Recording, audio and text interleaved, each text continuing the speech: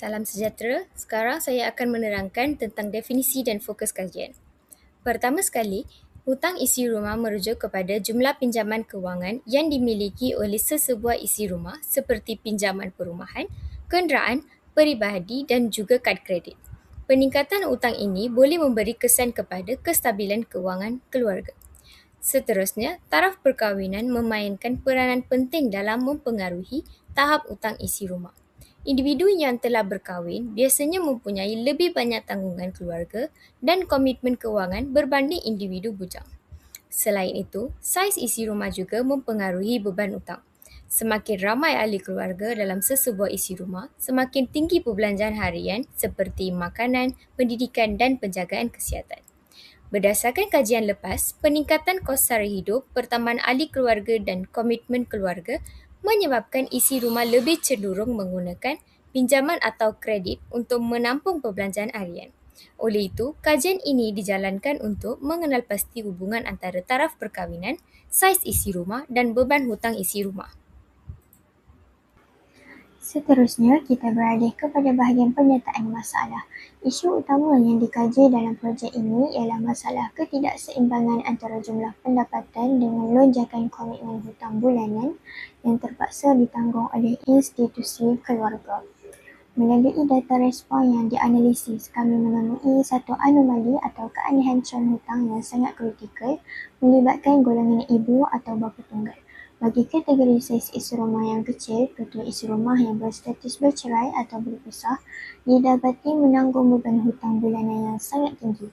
Malah komitmen liabiliti mereka didapati hampir menyamai atau mengatasi tahap keberhutangan kelompok yang berkahwin. Daripada sudut ekonomi keluarga, hal ini berlaku kerana mereka terpaksa melunaskan baki komitmen hutang sedia ada secara sendirian tanpa sokongan duit pendapatan daripada pasangan. Sementara itu, bagi golongan balu atau budak, beban hutang mereka didapati melonjak dengan sangat drastik apabila saiz ahli keluarga bertambah. Ini membuktikan bahawa kehilangan pasangan hidup memaksa mereka bergantung kepada pinjaman luar bagi menampung keperluan harian dan kos saraan tanggungan secara tunggal. Akhir sekali, apabila sebahagian besar gaji bulanan habis digunakan untuk membayar hutang bank, unit keluarga ini akan berhadapan dengan masalah haratan tabungan. Bermaksud mereka tidak lagi mampu menyediakan simpanan kecemasan, sekaligus mengurangkan daya tahan kewangan keluarga sekiranya berlaku kecemasan ekonomi pada masa hadapan. Objektif dan persoalan kajian. Objektif umum untuk kajian ini adalah mengkaji pengaruh taraf perkahwinan dan saiz isi rumah terhadap hutang isi rumah dalam kalangan responden. Kita ada 5 objektif khusus, iaitu yang pertama, mengenal pasti profil taraf perkahwinan dan saiz isi rumah responden. Yang kedua, menganalisis tahap hutang isi rumah dalam kalangan responden berdasarkan jumlah pinjaman atau hutang yang dimiliki. Yang ketiga, menentukan perbezaan tahap hutang isi rumah mengikut taraf perkahwinan responden. Yang keempat, menilai hubungan antara saiz isi rumah dengan tahap hutang isi rumah. Yang kelima, mengenal pasti sama ada taraf perkahwinan dan saiz isi rumah merupakan faktor yang mempengaruhi hutang isi rumah. Baiklah, untuk persoalan kajian, kita ada 5 persoalan kajian untuk kajian ini. Yang pertama, apakah profil taraf perkahwinan dan saiz isi rumah responden? Yang kedua, apakah taraf hutang isi rumah dalam kalangan responden?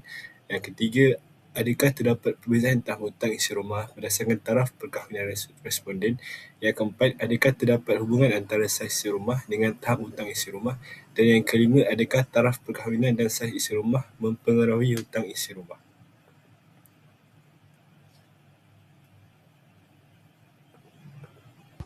Assalamualaikum dan salam sejahtera kepada semua. Seterusnya saya akan menerangkan berkaitan metodologi kajian yang telah kami gunakan dalam tugasan ini. Kajian ini menggunakan pendekatan kuantitatif melalui tinjauan soal selidik secara atas talian. Instrumen yang digunakan adalah soal selidik berstruktur yang direka khas untuk mengumpul data primer berkaitan beban hutang dan kesejahteraan ekonomi keluarga. Dari aspek persempelan, responden kami terdiri daripada kepelbagaian latar belakang kaum di Malaysia yang sangat luas, merangkumi masyarakat Melayu, Cina, India, Bumiputera, Sabah dan Sarawak, sehinggalah kepada komuniti orang asli. kami menggunakan teknik persempelan bertujuan bagi memastikan setiap kategori taraf perkahwinan dan saiz isi rumah mempunyai perwakilan yang mencukupi dalam data kami.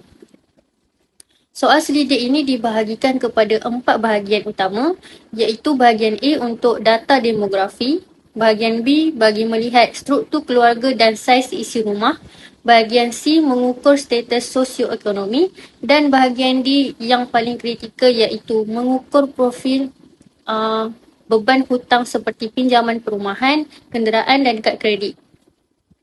Seterusnya, prosedur pengumpulan data dijalankan sepanjang tempoh April hingga Mei 2026 menggunakan platform Google Forms yang membolehkan data direkodkan secara tepat mengikut cop masa setiap respon. Akhir sekali, segala data yang dikumpul telah dianalisis secara deskriptif untuk melihat sejauh mana taraf perkahwinan dan saiz isi rumah memberi kesan langsung kepada beban hutang yang ditanggung oleh rakyat Malaysia hari ini. Baik, seterusnya kita pergi kepada analisis data dan keputusan. Jadi, di sini merupakan pengukuran saiz isi rumah melalui statistik deskriptif dan analisis kebolehpercayaan bagi soalan yang berkaitan. Bahagian deskriptif statistik, jadual demikian menunjukkan bahawa mean adalah 4.9 di mana purata isi rumah adalah dalam 5 ahli keluarga dengan sisihan piawai 1.832. Jadi bermakna dalam 31 responden, purata isi rumah adalah dalam 5 ahli keluarga untuk satu rumah. Tahap kebolehpercayaan soalan yang berkaitan beban hutang isi rumah yang konsisten melalui ujian Cronbach-Alpha, di mana soalan yang berkaitan dengan beban hutang meliputi soalan bahagian C2, C4 dan C7. Seterusnya, jadual ini menunjukkan hubungan antara taraf perkahwinan dan juga beban hutang isi rumah melalui penggunaan ujian ANOVA untuk memperoleh perbandingan purata dalam taraf perkahwinan yang berdasarkan beban hutang isi rumah, di mana ia tidak membawa perbezaan berdasarkan beban hutang isi rumah, di mana nilai P tersebut lebih besar daripada 0.05 iaitu 0.84. Seterusnya, kita pergi kepada hubungan antara saiz isi rumah dan beban hutang isi rumah. Berdasarkan jadual ini merupakan keputusan dari ujian kolerasi Pearson untuk mengkaji hubungan antara saiz isi rumah dan juga beban hutang isi rumah. Disebabkan nilai P adalah kurang daripada 0.05 iaitu 0.02, ia menunjukkan tahap signifikan yang positif terhadap hubungan antara saiz isi rumah dan beban hutang isi rumah. Jadi, dari keputusan data demikian, interpretasi keputusan dari kedua-dua ujian iaitu ujian ANOVA dan juga ujian korelasi Pearson, di mana ia menggabungkan kedua-dua pemboleh ubah bebas iaitu taraf perkahwinan dan saiz isi rumah terhadap soalan bahagian C2, C4 dan C7, di mana keputusan yang lebih konsisten dapat dikaitkan dalam hubungan antara saiz isi rumah dengan beban hutang isi rumah. Hal ini kerana saiz isi rumah makin membesar yang akan mempengaruhi kadar hutang yang akan ditanggung oleh ketua isi rumah. Jadi, ia akan memberi kesan yang lebih ketara apabila tanggungan isi rumah bertambah, terutamanya dalam bentuk perbelanjaan yang meliputi keperluan tanggungan ketua isi rumah. Sekarang kita beralih kepada slide seterusnya iaitu kesimpulan kajian. Berdasarkan analisis data yang diperoleh, kajian ini merumuskan beberapa dapatan utama. Pertama, terdapat hubungan yang signifikan antara taraf perkahwinan dengan profil hutang. Responden yang berkahwin cenderung mempunyai komitmen kewangan yang jauh lebih tinggi dan kompleks, terutamanya dalam peminjaman aset tetap seperti rumah dan kenderaan bagi menampung keluarga. Kedua, saiz isi rumah memainkan peranan kritikal. Keluarga yang mempunyai ahli melebihi 5 orang menghadapi tekanan perbelanjaan yang sangat hebat, terutamanya untuk kos pendidikan dan kesihatan. Yang seterusnya, memaksa mereka untuk lebih bergantung kepada kad kredit atau pinjaman. Kami mendapati golongan balu, duda ataupun mereka yang bercerai seringkali berada dalam situasi kewangan yang paling mencabar apabila terpaksa memikul beban hutang seorang diri sebagai pencari nafkah tunggal. Secara keseluruhannya, responden dalam kajian ini sangat bersetuju bahawa pengurusan kewangan yang bijak dan amalan menabung adalah kunci utama untuk menghadapi kenaikan kos sara hidup masa kini. Sebagai cadangan, pihak kerajaan disarankan untuk memberikan subsidi bersasar yang lebih fokus kepada keluarga bersaiz besar dan ibu bapa tunggal bagi meringankan beban kewangan mereka.